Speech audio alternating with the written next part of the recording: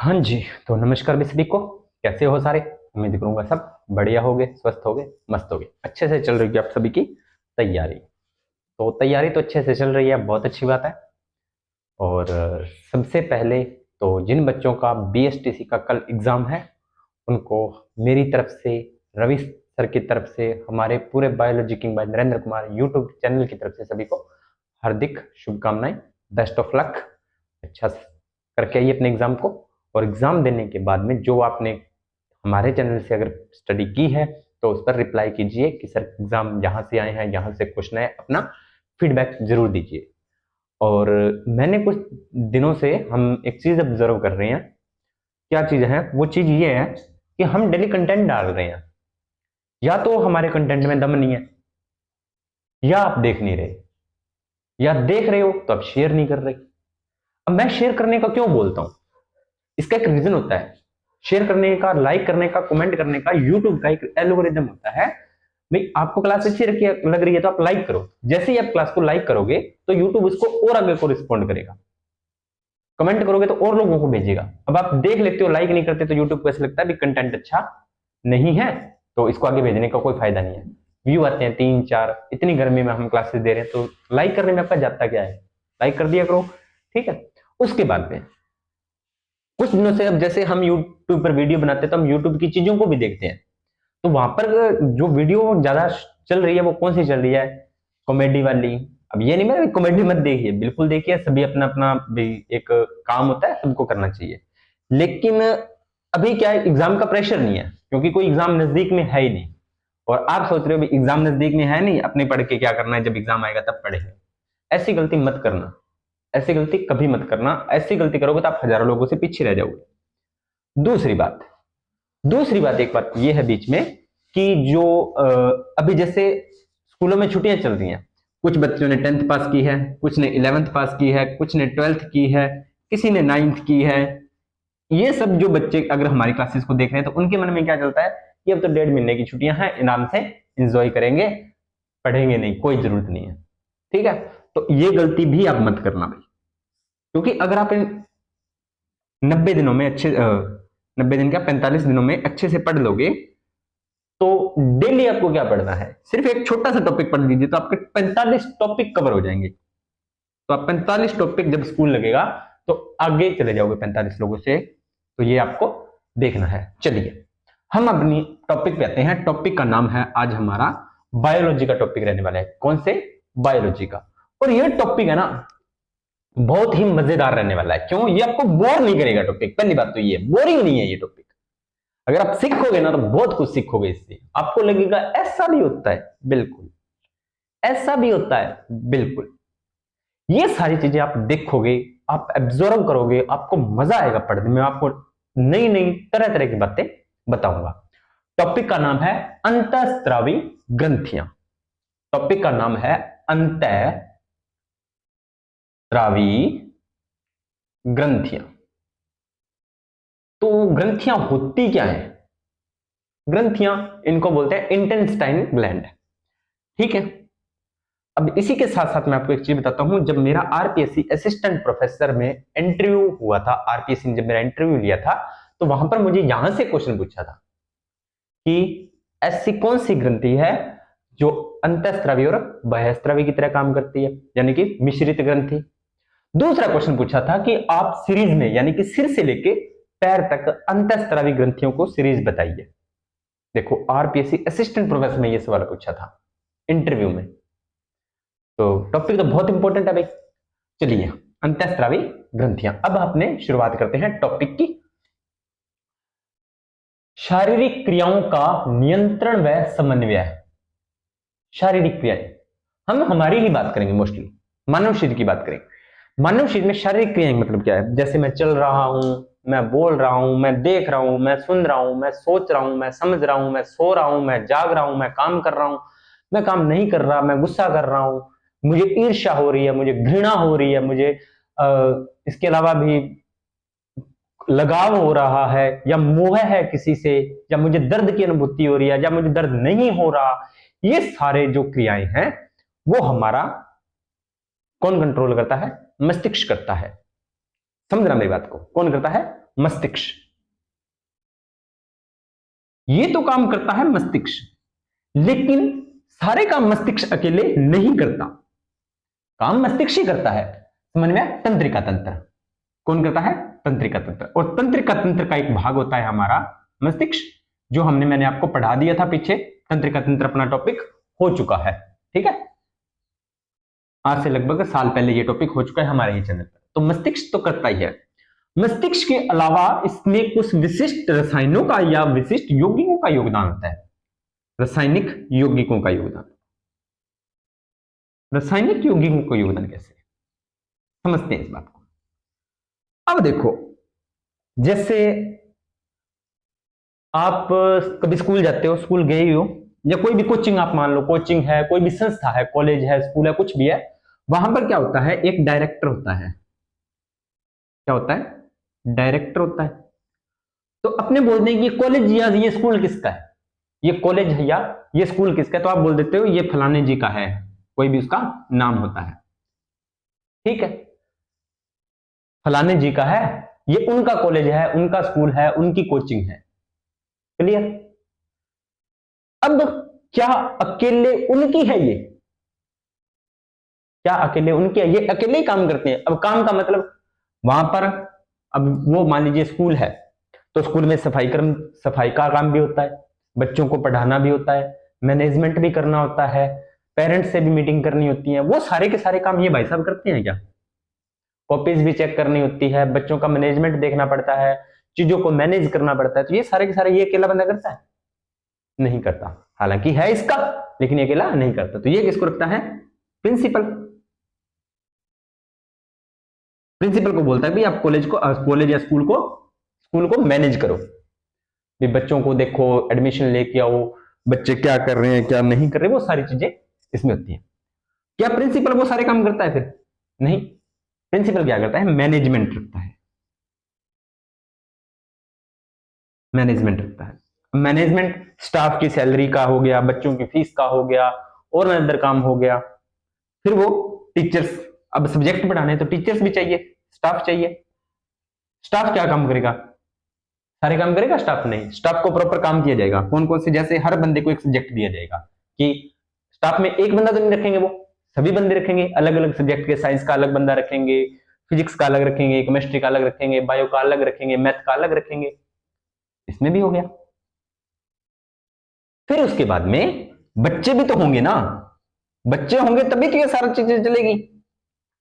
Student होंगे तभी तो ये सारा मैनेज होगा। अगर स्टूडेंट ही नहीं होंगे तो काम कहां से चलेगा? नहीं चलेगा। तो इन सभी का योगदान होता है। एक स्कूल कॉलेज को चलाने के लिए सभी का योगदान होता है। सेम टू सेम हमारे शरीर में भी यही सिस्टम बनता है। मस्तिष्क हमारे शरीर का क्या है? एक प्रकार से डायरेक्टर है। मस्तिष्क क्या है? हमारे शरीर का डायरेक्टर है। अब सारे काम करने हैं, जैसे देखना है, सुनना है, बोलना है, चलना है, फिरना, ये सारे के सारे। हम बड़े हो रहे हैं, हमारी हाइट बढ़ रही है, हमारे जनन तंत्र विकसित हो रहे हैं, हमारे पाचन शक्ति चल रही है, सारे बहुत से हमारे में इन्फिनिटी विक्रियाएं होती हैं। तो सारी की सारी मस्तिष्क के कंट्रोल में होती हैं, लेकिन सारी की सारी मस्तिष्क के कंट्रोल में नहीं होती। कैसे कैसे? तो ये मस्तिष्क के पास कुछ प्रिंसिपल ग्रंथियां होंगी, प्रिंसिपल के पास कुछ मैनेजमेंट ग्रंथियां होंगी, कुछ मास्टर ग्रंथियां होंगी, कुछ अनदर ग्रंथियां होंगी। तो ये सारे के सारे काम इस तरह से चलते हैं। तो इस बात का मतलब है कि शारीरिक क्रियाओं का नियंत्रण या समन्वय तंत्रिका तंत्र तो करता ही है, लेकिन इसके अलावा विशेष रासायनिक यौगिकों का योगदान होता है। विशेष रासायनिक यौगिकों द्वारा होता है, और जिन्हें हम नाम देते हैं हॉर्मोन्स।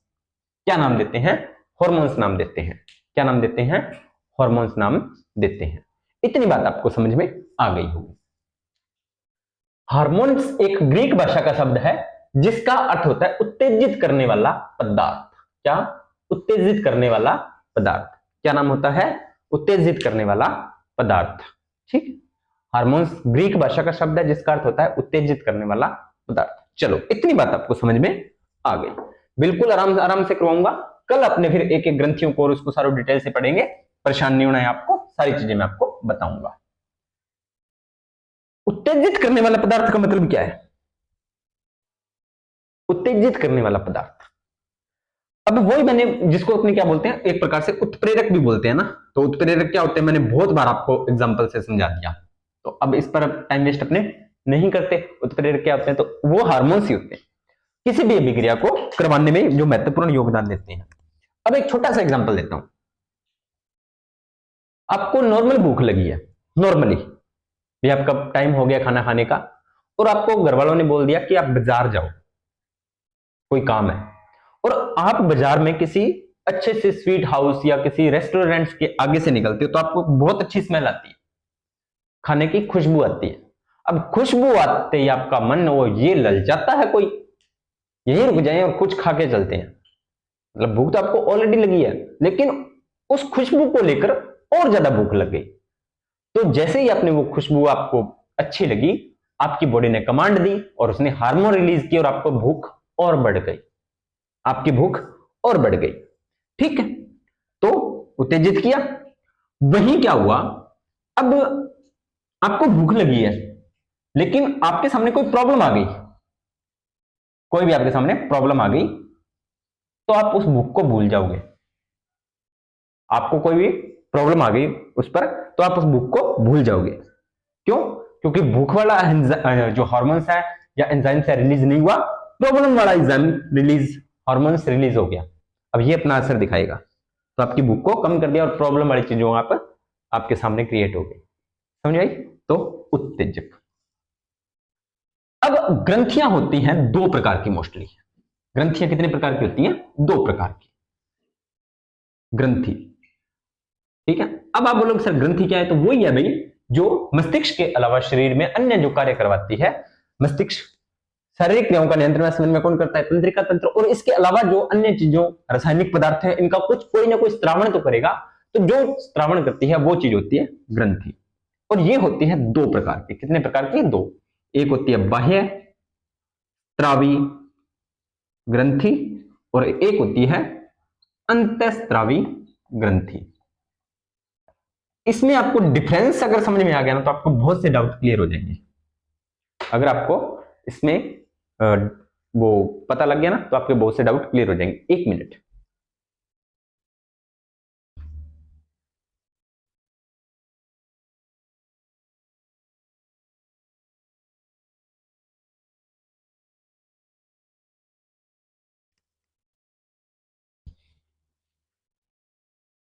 चलिए, गर्मी बहुत है भाई, क्या करें।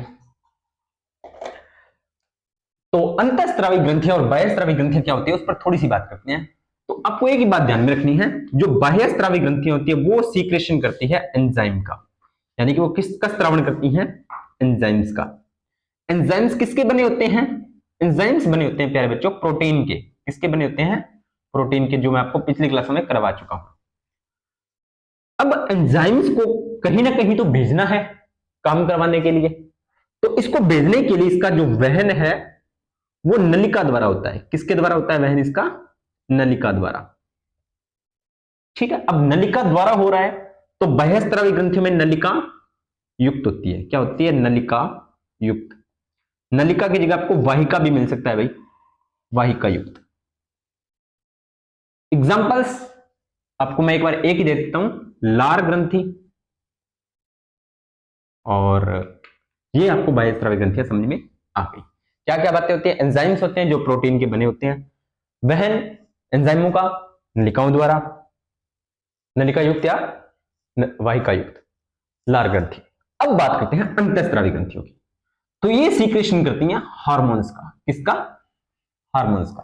और हाँ, एंजाइम्स और हार्मोन की मात्रा देखें तो एंजाइम की मात्रा भी ज्यादा होती है और हार्मोन्स की मात्रा होती है कम। ठीक है, हार्मोन किसके बने होते हैं? हार्मोन मोस्टली प्यारे बच्चों बने होते हैं स्टेरॉइड के। स्टेरॉइड के बने होते हैं भाई। और आपको पता है स्टेरॉइड क्या होते हैं? वसा का जटिल यौगिक। वसा का यौगिक होता है एक, ये आपको पता है, ये मैं पीछे आपको करवा चुका हूं। ठीक है, अगर आप रेगुलर क्लास में देख रहे हो तो आपको ये सारी बातें पता है। ठीक है, नलिका विहीन। नलिका विहीन यानी कि इसमें स्त्रावण होता है वो सीधा सीधा रक्त में छोड़ दिया जाता है। अब ये अंतःस्रावी ग्रंथि अपना कोई भी हार्मोन्स निकालेगी, हार्मोन्स को सीधा कहां पे भेजा? रक्त में। कहां पर भेजा? रक्त में। अब रक्त जहां पर इस हार्मोन की जरूरत है तो उस जरूरत वाले अंग के पास भेजेगा और अंग अपना काम करना शुरू कर देगा। मोस्टली एग्जांपल बता दो कोई भी, जैसे थायराइड ग्रंथि। हर अभी आपको एग्जांपल से याद रखनी है, मैं सारी चीजें आपको करवाऊंगा, जितना करवा रहा हूं एक एक चीज के बारे में डिस्कस करेंगे, ठीक है। तो अंतःस्रावी ग्रंथि और बाह्यस्रावी ग्रंथि आपको क्लियर हो गया है। अब पढ़ लेते हैं। अंतःस्रावी ग्रंथि नलिका विहीन ग्रंथियां होती हैं, इसके कारण ये अपने स्राव को रुधिर में मुक्त करती हैं, जिससे पूरे शरीर में इसका परिवहन होता है। करवा दिया। बाह्यस्रावी क्या है भाई? इसमें नलिकाएं पाई जाती हैं, एंजाइम इसका स्रावण करती हैं। अब आपको इसमें थोड़ा सा ध्यान में रखना है कि बाह्यस्रावी में कौन कौन सी होती है? श्वेत ग्रंथियां। श्वेत ग्रंथियां जैसे अपने अपने बोल सकते जैसे पसीना अपने जो आता है। दुग्ध ग्रंथियां, इसको थोड़ा स्टार लगाओ भाई।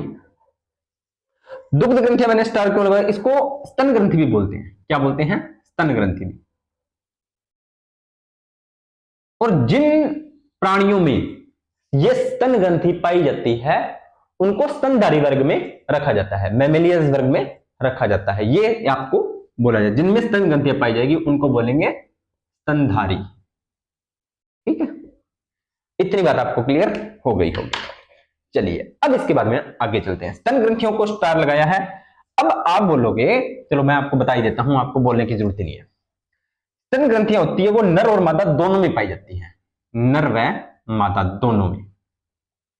मानव की बात करें तो नर में भी पाई जाती है और मादा में भी पाई जाती है, लेकिन नर में होती है ये निष्क्रिय, यानी कि नर में इन ग्रंथियों का कोई काम नहीं होता। मादा में होती है ये सक्रिय, यानी कि मादा शरीर में इनका काम होता है। सर इनका काम क्या होता है? तो इनका काम होता है प्यारे बच्चों दुग्ध का स्रावण करना। किसका स्रावण करना? दुग्ध स्रावण। सर दुग्ध स्रावण क्यों करेगी? शिशु के पोषण के लिए, क्योंकि जो मानव शरीर होते हैं वो जरायुज होते हैं। क्या होते हैं? जरायुज, बच्चों को जन्म देते हैं। तो आपको याद रखना है जरायुज कौन से प्राणी होते हैं? जो बच्चों को जन्म देते हैं, शिशु के पोषण के लिए।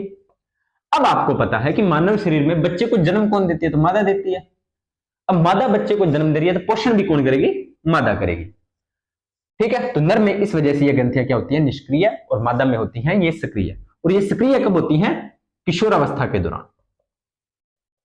किशोरावस्था के दौरान ये सक्रिय होना शुरू हो जाती है, क्योंकि इस दौरान जननांगों का विकास होता है। और स्तन ग्रंथि या दुग्ध ग्रंथि ये एक जननांग भी है, जनन में भी इसका महत्वपूर्ण योगदान होता है। ठीक है, उस पर अपने जब जनन तंत्र पढ़ेंगे तब उसके बारे में आगे बताऊंगा। उसके बाद में लार ग्रंथि, वो ये भी बताया भोजन को देखते ही मुंह में पानी आना। श्लेष्म ग्रंथि, श्लेष्म ग्रंथि हमारे नर और मादा दोनों में पाई जाती है, लेकिन मादा में ये ज्यादा सक्रिय होती है। ठीक है, आप देखोगे तो जो मादा की जो स्किन होती है या जो त्वचा होती है वो थोड़ी तेलिया होती है, और नर में भी होती है लेकिन थोड़ी सी कम होती है। ठीक है, अश्रु ग्रंथि, आंसू, आंसू जो हमें आते हैं फीलिंग सी तो होती है वो। ठीक है, तो अश्रु ग्रंथि। उसके बाद में यकृत, यकृत को लीवर और जिगर भी बोला जाता है, याद रखना है। एक बार क्वेश्चन आया था एग्जाम में कि मानव शरीर की सबसे बड़ी ग्रंथि है, ना तो उसमें ऑप्शन यकृत था और ना ही लीवर था, सीधा जिगर ऑप्शन डाला हुआ था। आपको यह भी ध्यान में रखना है। ठीक है, मानव शरीर की सबसे बड़ी ग्रंथि होती है ये, मानव शरीर की सबसे बड़ी ग्रंथि होती है। एक बार मैंने मुझे याद नहीं है गूगल से कौन सी साइट से पूछा था मैंने कि मानव शरीर का सबसे बड़ा अंग कौन सा है, मानव शरीर का सबसे बड़ा अंग, तो उसने यकृत जवाब दिया था, जो कि गलत था। मानव शरीर का सबसे बड़ा अंग होता है त्वचा। याद रखना है, मानव की सबसे बड़ी ग्रंथि अगर पूछे तो यकृत, और अंग पूछे तो त्वचा। ये आपको याद रखना है। ठीक है, उसके बाद में अग्नाशय ग्रंथि, ये मिश्रित ग्रंथि होती है भाई, हार्मोन्स और एंजाइम्स दोनों का स्रावण करती है अग्नाशय ग्रंथि। ये आपको स्टार लगा लेना है। यहां से मोस्ट ग्रंथियों से एक क्वेश्चन तो यहीं से बनता है और एक इससे बनता है। अगला है अंतःस्रावी ग्रंथियों के कुछ उदाहरण, जिसमें पीयूष ग्रंथि, पीयूष ग्रंथि को पिट्यूटरी ग्रंथि भी बोलते हैं और मस्ट ग्रंथि भी बोलते हैं। उसके बाद में थायराइड ग्रंथि जो हमारे गले में पाई जाती है। उसके बाद में अधिवृक्क ग्रंथि कौन सी ग्रंथि? अधिवृक्क। अधि का मतलब ऊपर, वृक्क का मतलब किडनी, यानी कि किडनी के ऊपर ये टोपी नुमा संरचना में रहती है इस प्रकार से। ठीक है, पैराथायराइड ग्रंथि, पैरा का मतलब ऊपर, थायराइड यानी कि थायराइड ग्रंथि के ऊपर वाली ग्रंथि पैराथायराइड। पीनियल ग्रंथि ये मस्तिष्क में होती है, उसके बाद में थाइमस, उसके बाद में वृषण। वृषण जो एक ग्रंथि होती है, क्यों? क्योंकि ये भी हार्मोन का स्रावन करती है। तो ये वृषण पाए जाते हैं नर में और अंडाशय पाया जाता है मादा में। ठीक है, ये आपको याद रखना है। अंडाशय मादा में पाया जाएगा और वृषण नर में पाया जाएगा। तो क्या मादा में वृषण पाए जाते हैं? नहीं पाए जाते। क्या नर में अंडाशय पाया जाता है? नहीं पाया जाता। ठीक है, तो इन बातों का थोड़ा विशेष ध्यान रखना है, कंफ्यूज मत होना है। कुछ बच्चे ऐसे होते हैं जो नर के अंदर अंडाशय बना देते हैं भाई, ठीक है, और मादा के अंदर वृषण भी बना देते हैं, उनका थोड़ा ध्यान रखना है आपको। अब हमारे शीट में थोड़ी सी लोकेशन देख लो। ये मैंने डायग्राम खुद बनाया है, थोड़ा सा रफली बनाया, पर प्रयास अच्छा बनाने का किया है। ठीक है, तो हमको मैं बता देता हूं कौन सी ग्रंथि कहां पे है। सबसे ऊपर ये वाला भाग है जो मस्तिष्क के अंदर होता है ये, ठीक है, इसको बोलते हैं हाइपोथैलेमस ग्रंथि। हाइपोथैलेमस ग्रंथि को प्रिंसिपल ग्रंथि भी बोलते हैं। क्या बोलते हैं? प्रिंसिपल। प्रिंसिपल ग्रंथि या मास्टर ऑफ मास्टर ग्लैंड, यानी मास्टरों का भी मास्टर प्रिंसिपल होता है। उसके बाद में एक छोटी सी यहां पर है पीनियल ग्रंथि। उसके बाद में ये एक साइड में होती है पिट्यूटरी ग्लैंड या पीयूष ग्रंथि। उसके बाद में पैराथायराइड, ये देखो ऊपर वाला भाग पैराथायराइड, ये नीचे वाला थायराइड, ये थाइमस। ठीक है, अब ये देखो ऊपर बनाया मैंने, ये किडनियां बनाई है मैंने, रफली बनाया, आपको समझ में आ जाए लोकेशन बताने के लिए। एड्रिनल, अग्नाशय लीवर के आसपास ही होती है। अब आप बोलोगे सर अग्नाशय तो पाचन तंत्र का भाग है, तो मैंने यहाँ पर पाचन तंत्र, हृदय वगैरह नहीं दिखाए। क्यों? क्योंकि मैंने सिर्फ ग्रंथियां दिखाई हैं। उसके बाद में मैंने ये वृषण दिखा दिए, नर में पाए जाते हैं, शरीर में बाहर की तरफ लटके रहते हैं। ठीक है, तो वृषण नर में पाए जाते हैं। उसके बाद में अंडाशय, ये दो अंडाशय है, और गर्भाशय भी होता है, ये वाला गर्भाशय होता है। क्या होता है? गर्भाशय। क्यों गर्भाशय? क्योंकि यहां से भी हार्मोन सिक्रेशन होते हैं। डिटेल से पढ़ेंगे, स्क्रीनशॉट ले लो इस डायग्राम का, खुद डायग्राम बनाओ, और हर जो आपकी ग्रंथि है उसकी लोकेशन देखो अच्छे से, आपको पता लग जाएगा। फिर अपने एक एक ग्रंथि को उठाएंगे, उससे कौन कौन से हार्मोन स्रावित होते हैं, किस काम के होते हैं, फुल फॉर्म एंड डिटेल सब चीजें अच्छे से पढ़ेंगे। ठीक है, तो ये छोटी सी क्लास थी, इंफॉर्मेशन क्लास। तो आपको अच्छी लगी होगी। अगर आपको अच्छी लगी क्लास और जानकारी, तो वीडियो को लाइक करना, शेयर करना, कमेंट करना और चैनल को करना सब्सक्राइब। मिलते हैं नेक्स्ट वीडियो और नए टॉपिक के साथ, तब तक आप सभी का धन्यवाद।